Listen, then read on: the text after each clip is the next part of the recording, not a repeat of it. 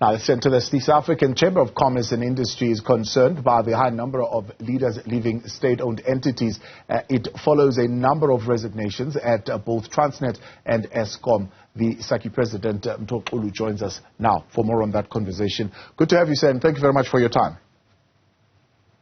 Good evening, Mr. Mdluli. Good evening to the viewers. Thank you for having us. There's been a lot of movement, a lot of noise, a lot of resignations at our SOEs, especially in the last couple of weeks. We've seen movement, for example, in the Transnet leadership. We've seen movement in the Eskom board chairperson. But we're also coming from a 3-day of a meeting of the ruling African National Congress, where Minister of Public Enterprises was said to have been brought in to answer about what is the state of our SOEs. Do you get a sense that there is political meddling that is giving problems at our SOEs? Well, good evening once again. I think, there's been a lot of movements, and those movements have cast again the spotlight on the stability of leadership at these SOEs. And the unfortunate thing that raises our concerns is the fact that all these movements are not based on any rational business analysis. So you have a chairperson at Eskom, for instance, who has resigned a year in. When he was appointed, he was lauded as somebody who has the expertise. However, he's leaving now with no clear accountability on his performance or lack thereof. You also have the similar situation at the Transnet executives, and ultimately we're only talking about political consideration and personalities, but we have not been given a proper analysis of whether these people were the right people, because they were all appointed under this administration, and what their performance was. So our concern is based on the fact that it seems like it's all political and personality considerations without understanding the core performance management that is needed at these SOEs.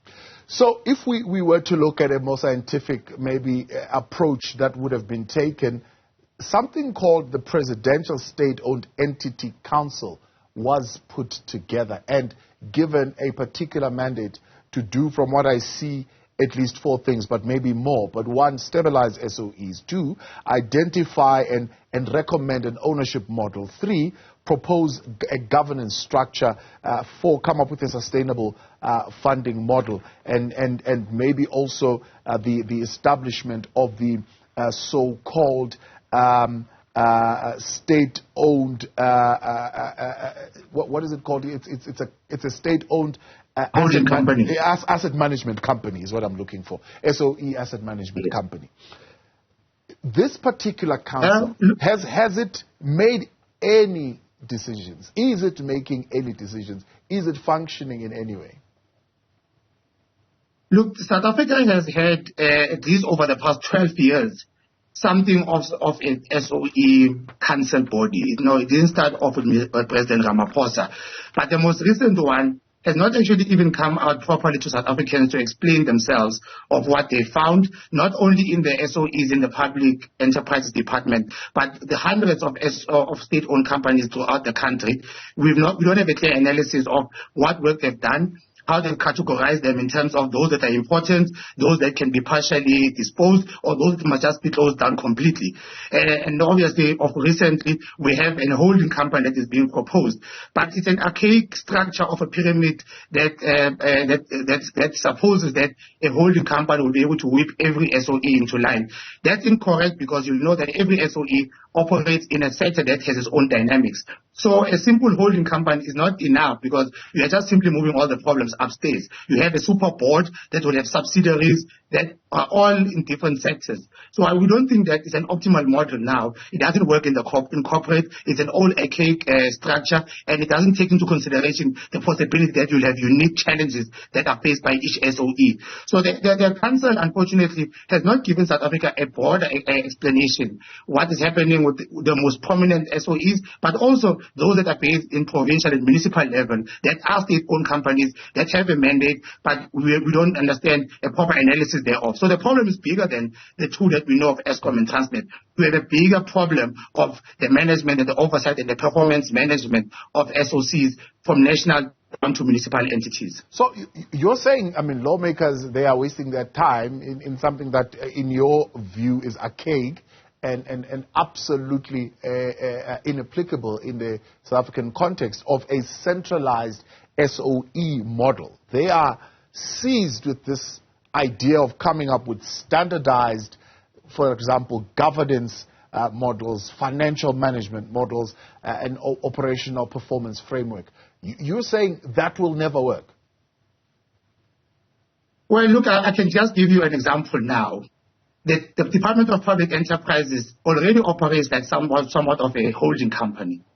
And obviously the jury is still out whether the department itself has the necessary expertise to be able to run airlines, railways, and power generation units all at the same time. So effectively what you're going to have a holding company that is expected to be everything to everybody, and that does not actually take into consideration the unique challenges that each organization faces. That challenges at Transnet are not the same financial problems that we have at SAA. So a single holding company, it's just foolhardy for us to believe that one holding company will be able to do everything. I understand it is for coordination purposes, but every organization needs to have a line department that understands its own challenges and have the ability to be able to have its own financial and strategic role without hoping that the holding company will do that. So I think what's going to happen, if you read the bill now, it effectively converts the Department of Public Enterprises into a holding company without really getting into the real problems of what each SOE is facing based on the sector in which it finds itself in. And that simply will not work. So the holding company can happen because it seems like that's what cabinet wants to do now. But it might as well be a coordinating body. But it can't be a holding company in the true sense of the word, because if you're going to load all SOEs into that one company, where are you going to get one board that will have all the expertise as it is envisaged in that bill? It's just not going to succeed. It seems, so others are saying, the ultimate destination that we are heading to with this particular SOE asset management company is to have all SOEs directly reporting to the president. Which is a very risky centralization of power. Actually, you're placing the president in a difficult situation, because the president has to run the country, and now you expect him to run a sizable number of assets. Even if you don't put all the SOEs in that one company, if you put the most significant ones, these are mega businesses that can't obviously be run by one person. So we're just shifting the blame and just prolonging the problem. What you need to do, you need to have clear line of sight of what is happening in the logistics space and have a solutions for Transnet that the market expects. What's happening in energy, and have partners that can come in and assist Eskom on energy. Airlines, everywhere where you have an SOE, you need to have clarity of thought and proper governance and proper merit-based selection of the people who must run it. To simply roll everything into the presidency is simply setting up the president for failure, and we just prolong the problem, because obviously we know, based on the structure of the DPE and all the other task teams that are in the presidency, those structures are not supposed to run anything of significance. They're supposed to give policy direction and have experts running the businesses. So I think we're asking for trouble if you think the president will be all-knowing and all-wise to run all these important businesses that are mega and they're complex in their own right. So let's look at the litany of failings, for example, at Transnet. One, I believe to an extent it is your colleagues, it's business that lobbied hard, and of late organized labor also came on board, piling on the pressure on government, demanding the removal of the Transnet top management, because they just believe that particular leadership was in over its head.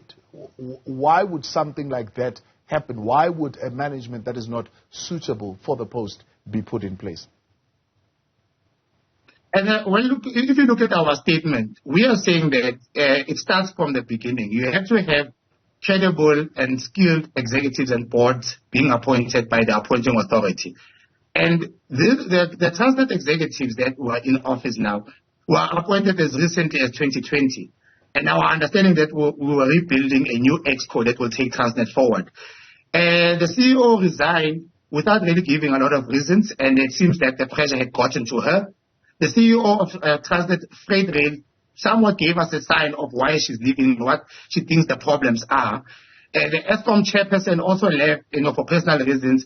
So we are none the wiser in terms of what were we expecting of them, and when did we believe that they were not performing, and what interventions did we make to make sure that they are aligned with the performance that we expected of them. Now they are leaving, and these boards are not saying anything in terms of diagnosis of the reasons for leaving and what we need to improve. We're just simply putting in new individuals in the case of Eskom, and we are also obviously don't know what's going to happen with the EXCO at Transnet. So yes, there may have been pressure because naturally these are public entities that all stakeholders will have an opinion on. But I think we should not allow people just to walk away without really understanding what's the cause of that leave. If you just look at what the CEO of TFR actually said, she talks about a number of other things that we have not dealt with, the vandalism and the criminality in Transnet, the problems with the locomotives and the 1064 contract. Some of those issues depend on other departments or even the entire cabinet to make sure that it works. Transnet's problems are bigger than Pusha Dabi or Caesar Mzimel. It's actually a systemic problem that we had to really understand what the executives are going through and how we support them. Obviously, if they were not performing, then you measure them properly and say this was what is expected and you failed. But I think we've lost an opportunity to really understand what's happening at Transnet, and I don't think that we've given the current board an opportunity, because getting rid of the people doesn't get rid of the problem. You're going to have other executives, but if you can't sort out the locomotives, the vandalism, the criminality, and the systemic problems, then every executive will fail, because we are failing to have a scientific-based approach on how we select, how we do performance management, and how do we intervene when the performance is not happening. So what do you make of the Mineral Council's view that the CEO displayed indifference to attempts by business to help, for example, resolve inefficiencies at the Port of Durban? It was long coming. The Minerals Council, obviously I don't speak on their behalf, but you know that they initially said the CEO must go. And then initiatives were made, as we understand, to find a common roadmap on how to turn around Transnet. Things seem to have stabilized there. And then the board changed and other stakeholders obviously continued to put the pressure. And the CEO eventually said, I'm out of here. We don't know what the performance assessment that the previous board has done. There was obviously a change. The shareholders not come to us to say these very same executives that we appointed 3 years ago have failed us because we expected this of them, and this is where they were. Those executives themselves complained bitterly about certain things that they expected from the shareholder, which did not take place. So we don't have really a full picture. And I think if we just quickly move on to replace these executives, this current board will have a similar problem. You'll remember that after they were appointed, they were given an unreasonable 3 weeks to come up with a turnaround plan. They themselves went into Transnet. They may have understood the issues, but we don't have a sense that there was a proper diagnosis and a scientific approach to say, go to Transnet and fix the following things. It seems like they came in, they had to fight the fires. The executives are out now. We are in limbo, and we don't know what's going to happen. So I think these are public entities that we have to have a deeper dive. Just look at the Eskom resignation. Mr. Makwana came in highly regarded last year, and he just simply walks away for personal reasons. Neither the shareholder nor the board has given us what we believe we deserve, proper reasoning on why he's leaving. Why is he being allowed to leave? Because if he's allowed to walk away into the sunset, we will never understand what the problems are at Eskom. And that's the problem with everything, when there's no scientific approach to how we appoint, how we do performance management, and how we fire if we have to.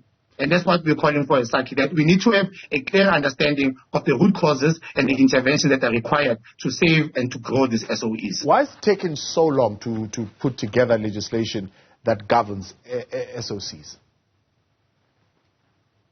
Look at this. Some of these organizations have their own enabling legislation. Obviously, the SOE Council that you spoke about has been in office for a number of years. You would have expected that they would have started the process a few years ago. I really cannot say why it's taking so long. But I think it's too long because the agency of the matter and the impact on the economy should be enough for us to prioritize these things through Parliament and really get going. I know everybody always says the ship turns slowly, but we have an emergency now, and all the powers are within the hands of South Africans. So why are we complaining as if Parliament is in another universe?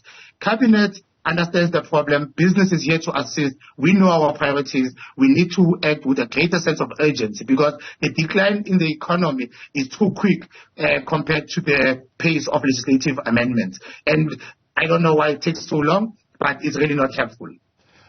But, I mean, you're saying Cabinet understands the problem, but it seems Cabinet, even though they understand the problem, they make the problem worse. For example, if you listen to some of the reports that they're saying came out of this weekend's meeting is that the President had to shield the Department of Public Enterprises Minister by saying that, well, Eskom, I think he said reports to 4. I'm still trying to think which is the 4th one. But it's Department of Public Enterprises, the Minister of Electricity, and the Minister of Mineral Resources and Energy. So there are 4, and they all have different ideas as to what needs to happen with this entity, and they're pulling in all sorts of different directions. Wouldn't you say that Cabinet is part of the problem? Well, look, it can easily seem like that because I would believe that if there's 4 of us in a unitary cabinet and we are colleagues both in the political party and in government, we should at least care about the same priorities and pull in the same direction. We did raise the fact that by appointing the electricity manager, you may be adding another layer. And we were assured that the personalities will not clash, rather they will overlap one another. So you'd hope that given the fact that these relationships run deeper, you should be getting the best of it. But even if the ministers can't put together, you still have the head of state that should be able to crack the whip and give everyone the line of march. So I don't think it's enough that we say there are 4 people, therefore that's the end of it. I think if cabinet members, for some reasons of change, different management styles, can't find each other, it ultimately is the president that must give the direction. And that's what must happen because these 4 cabinet ministers are simply exercising delegated authority that they get from the head of state. So it's not personal property, it's state property that belongs to the president through the vote. So it's not enough. It should not even be considered. Because the president must still be able to say, guys, thanks for your advice, but this is what we're going to do and do the work. And if you can't do the work, you're out of here.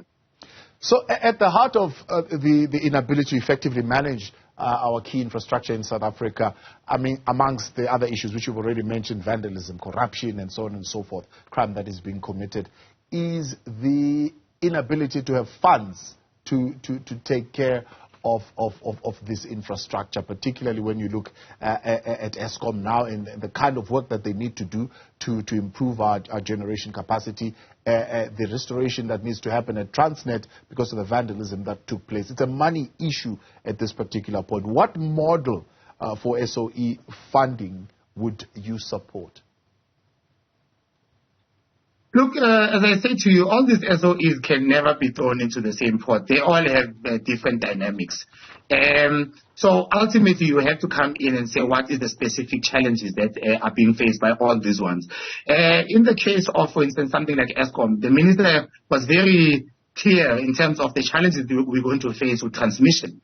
So the idea is simply that our view is that government must actually focus on policy coordination and making sure that players join the industry and are able to fulfill the mandate without having to pay the bill. So our idea is that if it's a capital project, how do you bring in people to invest in these assets? Because it is a cash-generating asset, then you are repaid from future consumption. Yeah. In the case of Transnet, people are saying, introduce better surveillance, stronger security, and have a new fleet that can run and come in as a rolling stock. And then you get paid rate per ton over time. So if I'm a funder and I have, the money, I can get into a deal where I say, for the next 10 years, give me access to the rail, I'll bring a rolling stock, and then I'll collect my money on a rate per ton basis. Then there's no pressure on government now. You can raise the money now and collect it over time.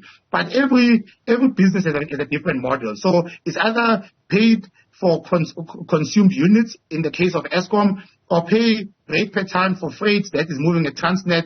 There may be other specific examples with other SOEs, depending on which ones you want to prioritize on. But eventually, the market that wants to use this infrastructure is willing to pay for it. And then you just design a transaction where you say you collect your money over time as long as you do not violate the policy that is of government in terms of equitable access, transparency, rule of law, and so on. Government business will pay, because it's so important that we'll rather invest in the infrastructure to run our businesses, because the current situation now is simply killing businesses. So user pay model over time based on the consumption and the forecast. That's the best way of doing it. Then government can collect the royalty, collect the tax, and make sure that policy and any contracts that have been entered into, those conditions are met. And all they do is manage a program, manage policy, collect taxes, collect royalties, and let the players who care about the infrastructure cover their capital and recover it from the usage over time. Apache, I appreciate your time. Thanks so much for coming on. The president of the South African Chamber of Commerce and Industry, Mtho Xulu.